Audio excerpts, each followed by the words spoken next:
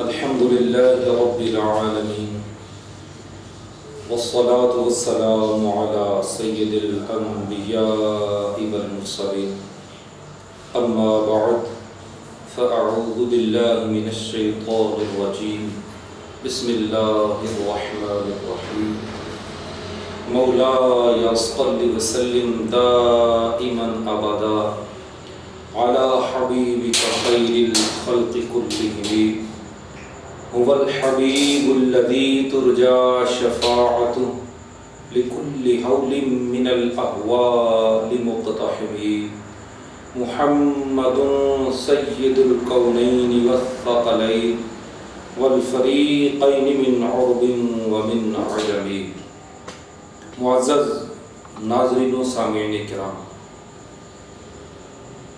دین اسلام نے زندگی کے ہر شعبے میں ہماری رہنمائی کی ہے. اسی لیے کہا جاتا ہے کہ Islam is the complete code of life. اسلام ایک مکمل ضابطۂ حیات ہے. کوئی ایسا شعبہ نہیں ہے کہ جس کے اندر اسلام نے ہماری رہنمائی نہ کی ہو. بعض اوقات ہوتا ہی ہے ہم مختلف قسم کے ابہامات، مختلف قسم کے وسوسے، ذہنی خیالات، ان میں گرفتار ہو کر اسلام کی رہنمائی جو اسلام نے دی ہے کسی بھی معاملے کے اندر، اس تک رسائی حاصل کرنے کی کوشش نہیں کرتے. آج جس عنوان پر یہ گفتگو ہوگی وہ ہے محرم الحرام میں بیوی سے صحبت کرنا کیسا. اس حوالے سے بھی ہمارے معاشرے کے اندر بڑے عجیب و غریب قسم کے خیالات پائے جاتے ہیں. کچھ لوگ وہ ہیں کہ جو اس محرم الحرام بالخصوص پہلا عشرہ، پہلے 10 دن کے اندر بیوی سے صحبت کرنا ناجائز سمجھتے ہیں. بعض ایسے بھی ہیں کہ وہ صحبت کرنا بیوی سے وہ حرام بھی کہہ دیتے ہیں. تو اصل میں اسلام نے اس کے بارے میں کیا تعلیمات دی؟ آئیے آج کے اس لیکچر کے اندر ہم اسلام کی اس رہنمائی میں یہ سمجھنے کی کوشش کرتے ہیں کہ حقیقت کیا ہے. یاد رکھیے کہ اپنی بیوی کے ساتھ صحبت کرنے سے جو منع کیا گیا جن مواقع پر، ان میں ایک ہے ایام حیض. جو عورت کے ایام مخصوصہ ہوتے ہیں، مینسس پیریڈ جو ہوتا ہے، اس دوران اللہ کریم نے منع فرما دیا ہے. واضح اس پر نص قرآنی موجود ہے. وَيَسْأَلُونَكَ عَنِ الْمَحِيضِ قُلْ هُوَ أَذًى فَاعْتَزِلُوا النِّسَاءَ فِي الْمَحِيضِ. اس پر اللہ کریم نے روک لگا دی ہے کہ ایام مخصوصہ کے اندر اپنی بیوی سے صحبت نہیں کر سکتے. پھر اسی طرح نفاس کا معاملہ ہے. اس میں بھی جب تک عورت نفاس میں رہے گی اس سے صحبت کرنا جائز نہیں ہے. ان دو کے علاوہ کہیں بھی قرآن مجید کے اندر یا احادیث ترغیبات کے اندر، کسی بھی حدیث کی کتاب کے اندر اپنی بیوی سے صحبت کرنے کے لیے رکاوٹ نہیں کھڑی کی گئی کسی موقع، ان دو کے علاوہ. پھر یہ کہ محرم الحرام میں جو لوگ یہ سمجھتے ہیں کہ جی بیوی سے صحبت کرنا حرام ہے، تو یہ بات ایک اصولی طور پہ یاد رکھیے گا. کسی بھی فعل کے حرام ہونے کو ثابت کرنے کے لیے نص قطعی کی ضرورت ہوتی ہے. نص قطعی سے مراد کہ قرآن کی آیت یا صحیح حدیث اس کے اندر واضح اس چیز کی حرمت بیان کر دی جائے، اس چیز کا حرام ہونا بیان ہو، تو پھر اس فعل کو حرام قرار دیا جا سکتا ہے. اگر قرآن کی آیت یا صحیح حدیث میں کسی فعل کا حرام ہونا ثابت نہ ہو سکے تو پھر وہ کسی بھی صورت میں حرام نہیں ہو سکتا. یہ ایک سادہ سا اصول ہے. تو جن کے ذہنوں کے اندر یہ بات ہوتی ہے کہ ان محرم الحرام کے ایام کے اندر، مہینے کے اندر یا ابتدائی 10 دن کے اندر اپنی بیوی سے صحبت کرنا حرام ہے، تو اس کے حرام ہونے کو ثابت کرنے کے لیے قرآن کی آیت سب سے پہلے تو ہونی چاہیے کہ کون سی آیت میں یہ بات بیان کی گئی ہے. پھر حدیث مبارکہ صحیح حدیث پیش کی جانی چاہیے کہ یہ دیکھیں جی فلاں حدیث ہے، فلاں کتاب میں ہے، اس کی سند صحیح ہے. تو یہ اس حدیث کے اندر محرم الحرام میں اپنی بیوی سے صحبت کرنے سے منع کر دیا گیا ہے. تو جب کسی فعل کا قرآن اور صحیح حدیث کے اندر منع ہونا ثابت نہ ہو، حرام ہونا ثابت نہ ہو، تو اس کو حرام قرار دینا تو یہ پرلے درجے کی جہالیت ہوتی ہے، یہ بڑی جہالت کی بات ہوتی ہے.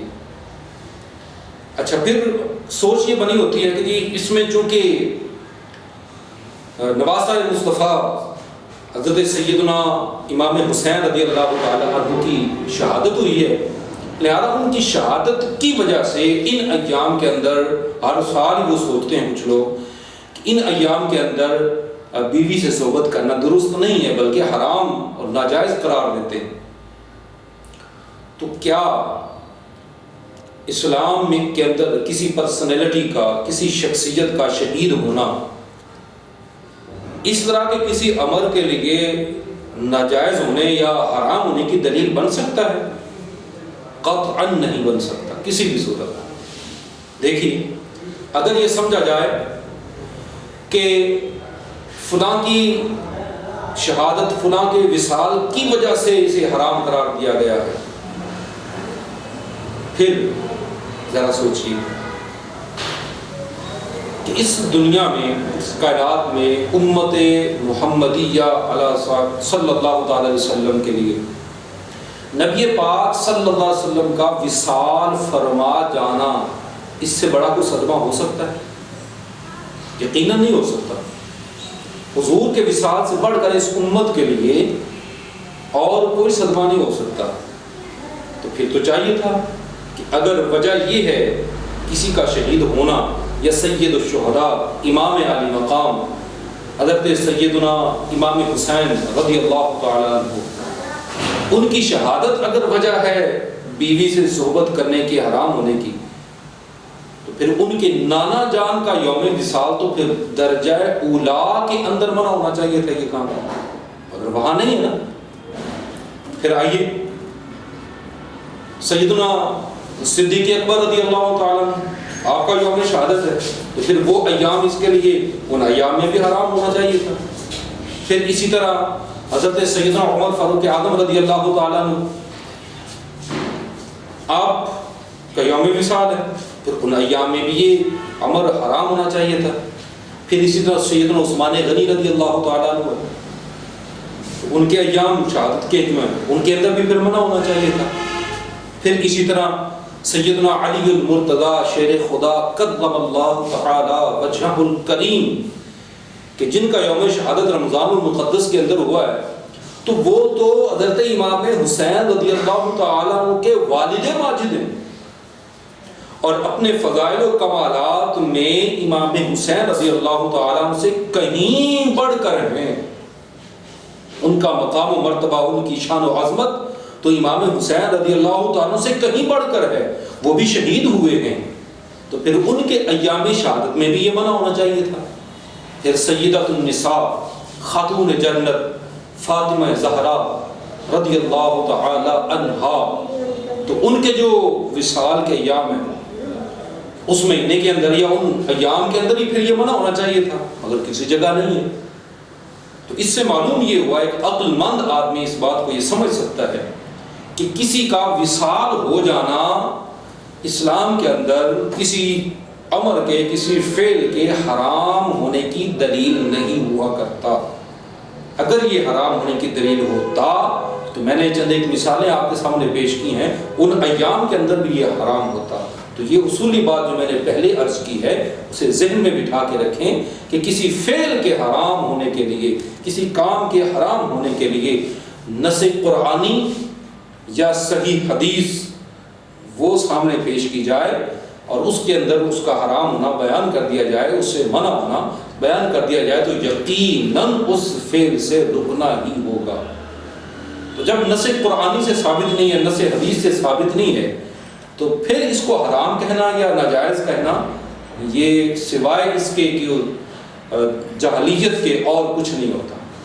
لہذا یہ ایک ایسا موضوع تھا جس کے اندر اکثر مسلمان مبتلا اور پریشان ہوتے ہیں کہ یار اب کیا کیا جائے, اس میں صحیح بات کیا ہوگی.